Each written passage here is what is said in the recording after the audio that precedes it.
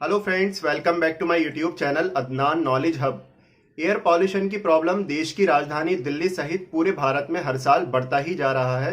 दोस्तों, हमारी सराउंडिंग में जो हवा है जिसमें हम 24/7 सांस लेते हैं, वो कितनी ज़्यादा अच्छी है या कितनी ज़्यादा ख़राब है, यानी हवा की क्वालिटी का कैलकुलेशन AQI के द्वारा किया जाता है।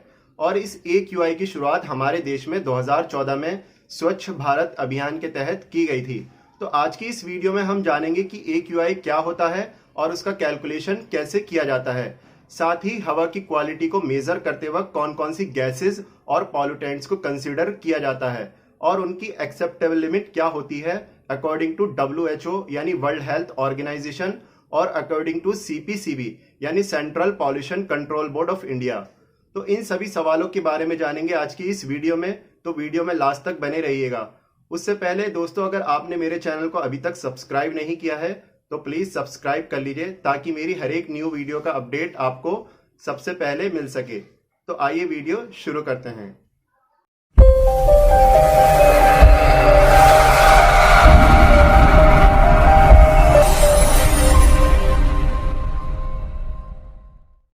AQI का फुल फॉर्म होता है एयर क्वालिटी इंडेक्स।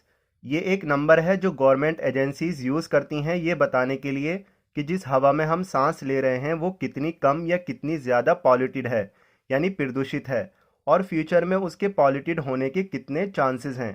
ये इंडेक्स एटमॉस्फेयर में हवा की क्वालिटी को मापता है और बताता है कि एयर में गैसियस पॉल्यूटेंट्स और एरोसोल्स यानी पार्टिकुलेट मैटर की क्वांटिटी WHO और CPCB द्वारा तय किए गए क्राइटेरिया से अधिक है या नहीं। दोस्तों, एक मिसकंसेप्शन हम लोगों के बीच में यह है कि हवा की क्वालिटी ख़राब होने के लिए सिर्फ और सिर्फ अलग अलग गैसेस जिम्मेदार हैं। नहीं दोस्तों, बल्कि हवा की क्वालिटी ख़राब होने के लिए PM यानी पार्टिकुलेट मैटर भी उतने ही ज़्यादा जिम्मेदार हैं जितना कि गैसियस पॉल्यूटेंट्स। इवन दिल्ली में जो इतना ज़्यादा पॉल्यूशन है उसका प्राइम रीज़न पार्टिकुलेट मैटर ही है। पार्टिकुलेट मैटर मतलब वो पार्टिकल्स जो इतने ज़्यादा छोटे और हल्के होते हैं कि हवा में सस्पेंशन में रहते हैं, यानी लटके हुए रहते हैं और बहुत टाइम लगाते हैं ग्रेविटी के थ्रू नीचे बैठने में। दोस्तों, हालांकि पार्टिकुलेट मैटर कई तरह के होते हैं अकॉर्डिंग टू देयर साइज, लेकिन मेनली इनको दो कैटेगरी में डिवाइड किया गया है, PM 2.5 और PM 10। PM 2.5 मतलब वो पार्टिकुलेट मैटर जिनका साइज 2.5 माइक्रोमीटर या उससे कम होता है। इसी तरह से PM 10 मतलब वो पार्टिकुलेट मैटर जिनका साइज 10 माइक्रोमीटर या उससे कम होता है। यहाँ पर साइज से मतलब पार्टिकल का डायमीटर है और 1 मिलीमीटर 1000 माइक्रोमीटर के बराबर होता है। दोस्तों, हमारे हेयर का जो साइज़ होता है वो 50 से 70 माइक्रोमीटर तक होता है। अब आप अंदाज़ा लगा सकते हैं कि ये पार्टिकल कितने ज़्यादा छोटे होते हैं। आइए अब समझते हैं कि एयर पॉल्यूटेंट्स क्या होते हैं और ये कितने तरह के होते हैं। कोई भी मैटर जो हवा की क्वालिटी को ख़राब करने के लिए ज़िम्मेदार है और जिसकी वजह से हमारी हेल्थ पर उसका ख़राब असर होता है, उसको बोलते हैं एयर पॉल्यूटेंट। एयर पॉल्यूटेंट को मेनली दो कैटेगरी में डिवाइड किया गया है। पहला एरोसोल यानी पार्टिकुलेट मैटर, जिसको शॉर्ट में PM बोला जाता है, और दूसरा गैसेस। पार्टिकुलेट मैटर दोनों फॉर्म में होते हैं, सॉलिड और लिक्विड। जैसे सॉलिड फॉर्म में डस्ट, स्मॉक, फ्लाई ऐश आदि, और लिक्विड फॉर्म में मिस्ट, फॉग और ड्यू वगैरह। अगर मिस्ट का कंसंट्रेशन हवा में इतना ज़्यादा हो जाए जिससे विजिबिलिटी रिड्यूस हो जाती है तो उसी मिस्ट को फॉग बोला जाता है। अब इसी तरह से एयर पॉल्यूटेंट्स गैसियस फॉर्म में भी होते हैं, जैसे sulphur dioxide, carbon monoxide, nitrogen monoxide और नाइट्रोजन डाइऑक्साइड आदि। दोस्तों, यहाँ पर ध्यान देने वाली बात यह है कि सल्फर, कार्बन और नाइट्रोजन के अलग अलग ऑक्साइड्स होते हैं, जैसे सल्फर के सल्फर डाइऑक्साइड, सल्फर ट्राइऑक्साइड और सल्फर टेट्राऑक्साइड वगैरह। इसी तरह से कार्बन के कार्बन मोनोऑक्साइड, कार्बन डाइऑक्साइड और कार्बन सबऑक्साइड, और नाइट्रोजन के नाइट्रोजन मोनोऑक्साइड, नाइट्रोजन डाइऑक्साइड और नाइट्रोजन ट्राइऑक्साइड वगैरह। लेकिन इन सभी ऑक्साइड्स में सिर्फ और सिर्फ sulphur dioxide, carbon monoxide, nitrogen monoxide और नाइट्रोजन डाइऑक्साइड को ही एयर पॉल्यूटेंट्स कंसिडर किया जाता है, यानी यही ऑक्साइड्स हवा को प्रदूषित करने के लिए जिम्मेदार हैं। आइए अब जानते हैं कि इन एयर पॉल्यूटेंट्स के मेन सोर्सेज क्या क्या होते हैं, यानी ये कहाँ से जनरेट होते हैं और इन पॉल्यूटेंट्स का हमारी हेल्थ पर क्या असर पड़ता है। दोस्तों डस्ट का मेन सोर्स होता है कंस्ट्रक्शन एक्टिविटीज़ और मैकेनिकल प्रोसेसेस जैसे क्रशिंग, ग्राइंडिंग और ब्लास्टिंग। 45% पॉल्यूशन यानी पूरे पॉल्यूशन का लगभग 50% एयर पॉल्यूशन सिर्फ और सिर्फ कंस्ट्रक्शन एक्टिविटीज़ और मैकेनिकल प्रोसेसेस की वजह से होता है। इसको रोकने के लिए दिल्ली में 2019 में कंस्ट्रक्शन एक्टिविटीज़ पर करीब एक हफ्ते के लिए रोक भी लगाई गई थी। इसी तरह से स्मोक प्रोड्यूस होता है incomplete combustion of organic matter की वजह से, यानी जब कोयला, लकड़ी, पराली या कूड़ा वगैरह जलाया जाता है तो उससे स्मोक प्रोड्यूस होता है, जिसका टोटल कंट्रीब्यूशन 24% है वेस्ट बर्निंग और डोमेस्टिक कुकिंग को मिलाकर। दोस्तों डस्ट और स्मोक की वजह से विजिबिलिटी रिड्यूस हो जाती है और इससे सांस लेने में तकलीफ होती है। अब आपको अंदाज़ा हो गया होगा कि पार्टिकुलेट मैटर की वजह से कितना भयानक एयर पॉल्यूशन होता है। इसी तरह से कार्बन मोनोऑक्साइड का मेन सोर्स होता है ऑटोमोबाइल्स जैसे बाइक, कार, बस, ट्रक वगैरह। दोस्तों हमारे ब्लड में जो हीमोग्लोबिन होता है वो हमारे अलग अलग बॉडी पार्ट्स में ऑक्सीजन कैरी करता है। अब ये कार्बन मोनोऑक्साइड हीमोग्लोबिन के साथ रिएक्ट करके कार्बोक्सी हीमोग्लोबिन बनाता है, जिससे हीमोग्लोबिन की ऑक्सीजन कैरिंग कैपेसिटी रिड्यूस हो जाती है। अब जब ऑक्सीजन ही हमारी बॉडी में नहीं पहुंच पाएगी तो क्या होगा? Ultimately death. इसी तरह से नाइट्रोजन डाइऑक्साइड एक इरिटेंट गैस होती है जिससे आंखों में जलन होती है और इसका भी main source combustion of fossil fuels होता है। यानी कुल मिलाकर ये जितने भी एयर पॉल्यूटेंट्स होते हैं, अगर हवा में इनकी क्वांटिटी एक्सेप्टेबल लिमिट से ज़्यादा होगी तो उसका हमारी हेल्थ पर एडवर्स इम्पैक्ट होगा। दोस्तों हमारे देश में हर साल लगभग 12 लाख लोगों की डेथ सिर्फ और सिर्फ इस एयर पॉल्यूशन की वजह से होती है और ये आंकड़ा 2019 में 16 लाख को पार कर चुका है according to state of global air report. और एयर पॉल्यूशन की वजह से डेथ के मामले में हमारा देश चाइना के बाद दूसरे नंबर पर था 2019 में। आइए अब जानते हैं एयर की क्वालिटी को कितनी कैटेगरी में डिवाइड किया गया है। दोस्तों हमारी सराउंडिंग में जो हवा है वो कितनी ज़्यादा अच्छी है या कितनी ख़राब है, इसके आधार पर एयर को 6 कैटेगरी में डिवाइड किया गया है। जैसे पहला गुड, अगर एयर क्वालिटी इंडेक्स की वैल्यू 0 से 50 तक होगी तो उस एयर को सबसे अच्छा बोला जाएगा।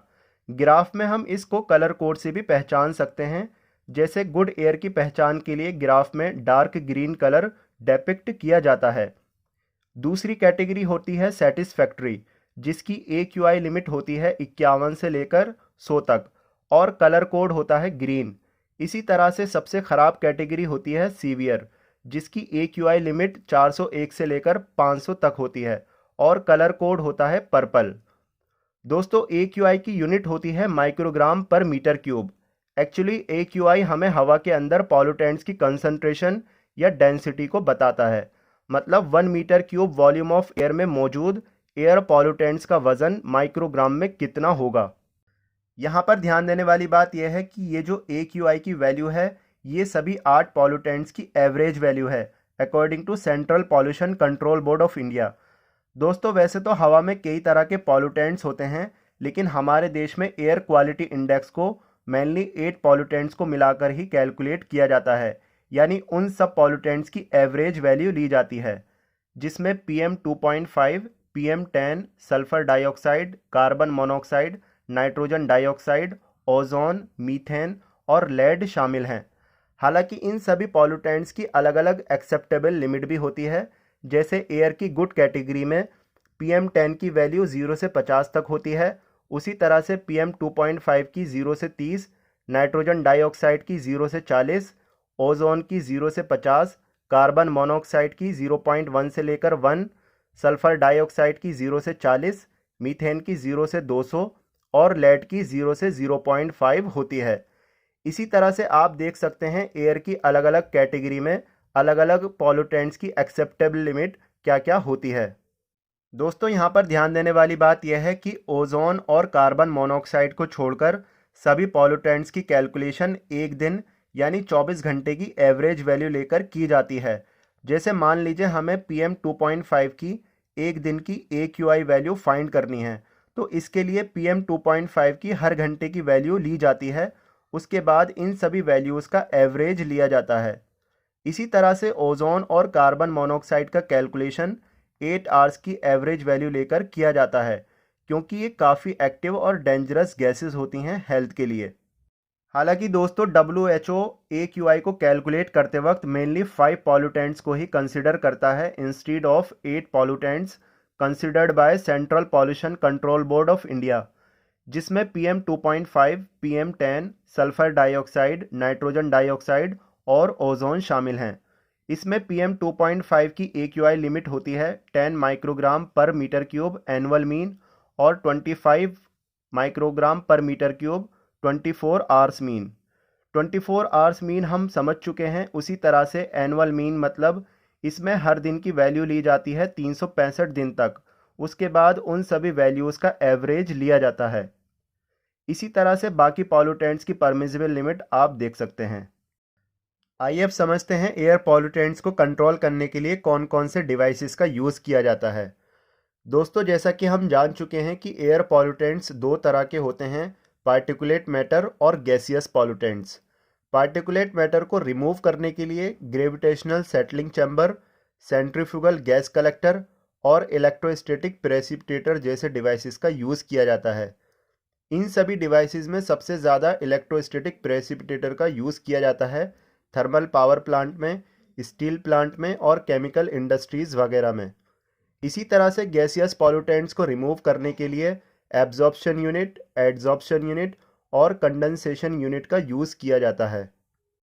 आइए अब आखिर में समझते हैं कि एयर पॉल्यूशन को कंट्रोल करने के लिए सरकार ने क्या क्या कदम उठाए हैं। दोस्तों, आपको याद होगा दिल्ली सरकार ने 2017 में ऑड इवन का फॉर्मूला लॉन्च किया था, जिसमें रोड पर ओड डेट्स में ऑड नंबर की व्हीकल्स को चलाने की परमिशन दी गई थी। उसी तरह से इवन डेट्स में इवन नंबर की व्हीकल्स को चलाने की परमिशन दी गई थी, क्योंकि दोस्तों व्हीकल से निकलने वाली कार्बन मोनोऑक्साइड गैस पॉल्यूशन के साथ साथ हमारी हेल्थ के लिए भी काफ़ी डेंजरस होती है। इस फॉर्मूले से काफ़ी फ़ायदा हुआ था एयर पॉल्यूशन को रिड्यूस करने में। इसके अलावा सेंट्रल गवर्नमेंट ने PUC सर्टिफिकेट यानी पॉल्यूशन अंडर कंट्रोल सर्टिफिकेट को कंपलसरी किया हुआ है। इसके ना होने पर 1000 से लेकर 2000 रुपये तक का जुर्माना हो सकता है। एयर पॉल्यूशन को कंट्रोल करने के लिए NGT यानी नेशनल ग्रीन ट्रिब्यूनल ने ओपन एरियाज़ में कूड़ा वगैरह जलाने पर बैन लगाया हुआ है। ऐसा करने पर 25,000 रुपये तक का जुर्माना लग सकता है। इसके अलावा अभी रिसेंटली दिल्ली के मुख्यमंत्री अरविंद केजरीवाल ने एयर पॉल्यूशन को कंट्रोल करने के लिए रेड लाइट ऑन गाड़ी ऑफ कैंपेन की शुरुआत की है। यानी जब गाड़ी रेड लाइट पर खड़ी होती है तो उसको ऑफ करने के लिए लोगों से रिक्वेस्ट की गई है। आइए सुनते हैं। हम सब लोग आज एक संकल्प लेंगे कि रेड लाइट अगर मिलेगी तो रेड लाइट के ऊपर हम अपनी गाड़ी ऑफ करेंगे, रेड लाइट के ऊपर हम अपनी गाड़ी ऑन नहीं रखेंगे। जैसा मैंने बताया 1 करोड़ व्हीकल्स रजिस्टर्ड हैं। अगर 10 लाख व्हीकल्स भी सड़क के ऊपर रेड लाइट पे अपनी गाड़ी ऑफ करना शुरू कर दें तो एक्सपर्ट्स ने मुझे कैलकुलेशन करके दी है कि साल में PM 10 पोल्यूशन का वो होता है ना PM 10, वो 1.5 टन कम हो जाएगा और PM 2.5 0.4 टन कम हो जाएगा।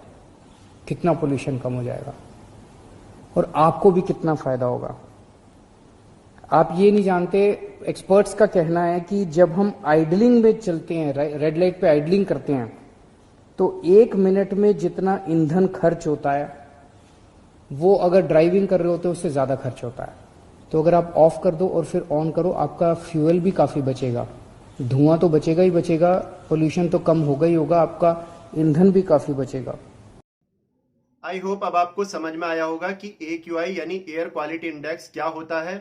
If you really like this video, then share this video to all your friends so that your friends will also know about AQI.